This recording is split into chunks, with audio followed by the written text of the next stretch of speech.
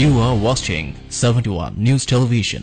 নাসিরনগর উপজেলার ফান্দাউক মদিনাতুল উলুম মাদ্রাসার কৃতি শিক্ষার্থীদের সংবর্ধনা পুরস্কার বিতরণ, সৈয়দ নাসিরুল হক মাসুম জীবনী নিয়ে আলোচনা সভা ও বার্ষিক মিলাদ মাহফিল অনুষ্ঠিত হয়েছে।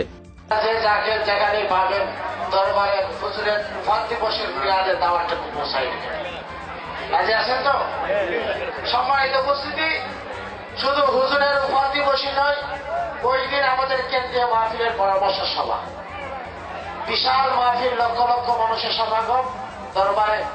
আমরা দরবারের বক্তব্য যারা আছি, আমরা দরবারের খাদিম, ঠিক কিনা?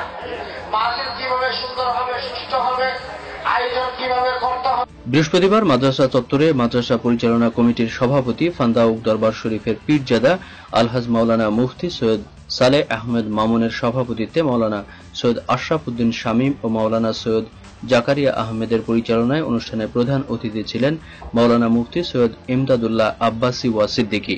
বিশেষ অতিথি ছিলেন পীরজাদা আলহাজ মাওলানা মুফতি সৈয়দ মঈনুদ্দিন আল হোসাইনি, উপজেলা সহকারী শিক্ষা কর্মকর্তা মোহাম্মদ রবিউল আলম, মাদ্রাসা সুপার মাওলানা আবু বক্কর ভুইয়া, আব্দুল খালেক চেয়ারম্যান সৈয়দ সাইফুদ্দিন আহমেদ শিবলি।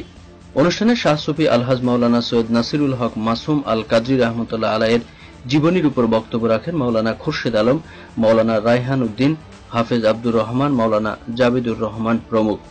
অনুষ্ঠানে সৈয়দ নাসিরুল হক মাসুম ফাউন্ডেশনের পক্ষ থেকে মাদ্রাসার শিক্ষকদের পাগড়ি, বৃত্তিপ্রাপ্ত কৃতি শিক্ষার্থীদের উপহার প্রদান ও পুরস্কার বিতরণ করা হয়।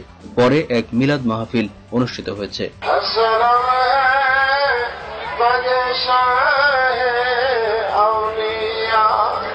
ব্রাহ্মণবাড়িয়ার নাসিরনগর থেকে আক্তার হোসেন ভুইয়া, 71 নিউজ টিভি।